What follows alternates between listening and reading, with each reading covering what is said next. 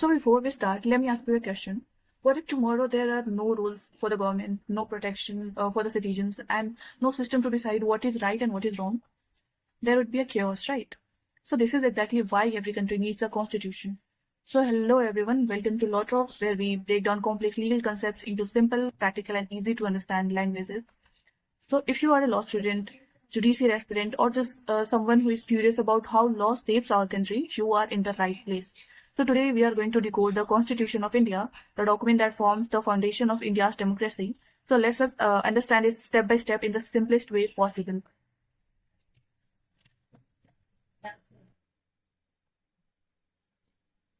So the first question, what exactly is a constitution? In simple words, we can say a constitution is the supreme law of a country. It answers some very important questions like who will run the government, what power will they have, what rights will citizens get, how law will be implemented and made. So think of constitution as a rule book for running a country, just like a rule book in a game. Without rules, players would fight, cheat, or create confusion. Similarly, without a constitution, country would have no clear system of governance. So you can think of the constitution as the instruction manual for the government. Now, the next question is, why does a country even needs a constitution? So there are several reasons. First, it limits the power of the government. Without limits, a government could misuse the power. For example, imagine if the government could arrest anyone without reason, that would be dangerous for the citizens, right? But our constitution protects us from that. Now, the second point is it protects our rights, like freedom of speech, equality, freedom of religion. Now, the third point is it creates a system of government so that everybody knows their role. And the fourth point is it ensures fairness and equality. And the last point is it maintains law and order in the society. In short, we can say that the constitution acts like a referee in a match that makes sure that everybody follow the rule. So now let's talk specifically about the Constitution of India. So here's the interesting fact that the Constitution of India is the longest written constitution in the world. It was adopted on 26th of November 1949, but it officially started working on 26th January 1950, and this is why every year we celebrate Republic Day on 26th January. So today it contains like constitution. Our constitution contains 470 articles, 25 parts, 12 schedules, and more than 100 amendments. This might sound complicated right now, but think of it like a big, huge book that is divided into chapters. Each part deals with different topics like rights, government structure, election, laws. Now, you might be wondering who drafted this monster. I mean, this constitution. So it was prepared by a body that is called Constituent Assembly. This assembly was formed in 1946, and that include leaders, experts from different parts of India. It initially consists of 389 members, but after our independence and partition, the final number became 299 members. And they worked extremely hard for 2 years, 11 months, and 18 days to complete the constitution. Imagine writing the rules for a country with millions of people. It was not a cup of tea, like it was not obviously a cakewalk, right?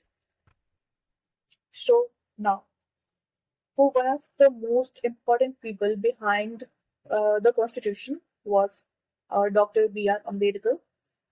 He was the chairman of drafting committee, and he was a brilliant scholar, economist, social reformer who just believed in equality and fairness. He played a key role in shaping many important provisions of our constitution, especially those which related to equality and social justice. So because of his major contribution, he was often called the father of the Indian Constitution. His vision was just to create a country where every citizen would be equal before the law.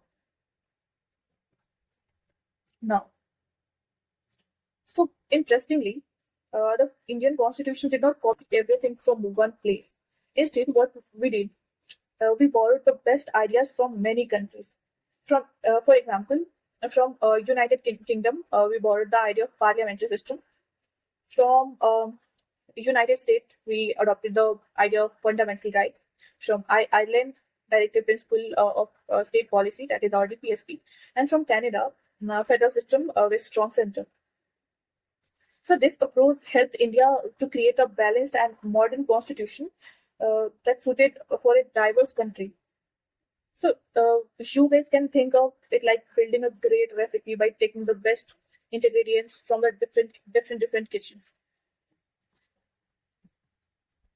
So now moving next, let's look at some important features of the constitution. So first, it is a written constitution, which means all rules are clearly documented. Second, it follows a federal system of government. That means the power is divided between central government and state government. Third, we have a parliamentary form of government, and where prime minister, council of minister runs the government. And our constitution also guarantees the fundamental rights which protect citizens from injustice. And the another feature is independent judiciary. That means the courts can make decisions without government pressure.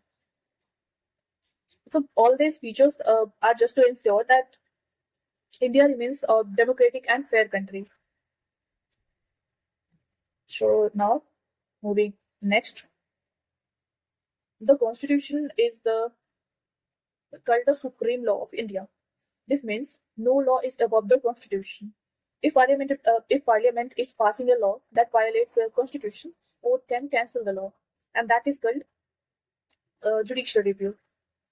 So, for example, that if a law discriminates against a group of people unfairly, courts can declare it unconstitutional.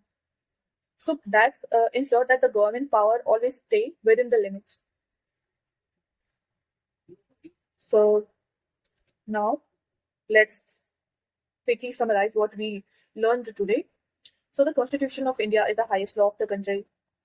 The Constitution defines how the government will work, protect citizens' rights, ensure justice and equality. It consists of 470 articles, 25 parts, 12 schedule, and more than 100 plus amendments. It was adopted in 1949 and enforced in 1950. It was adopted by Constituent Assembly, and even today it remains. So that brings us to the end of the democratic system. I hope this explanation helped you understand the basics of the Constitution in a simple and a clear way. So if you found this video helpful, make sure to like the video and subscribe to YouTube so you don't miss the upcoming lessons. Because in the next video, we will explore an equally important topic, that is the preamble of the Constitution. And yes, if you want this PPT, just drop your email below. We will send you right there. So yeah, thank you for watching, and I'll see you in the next video.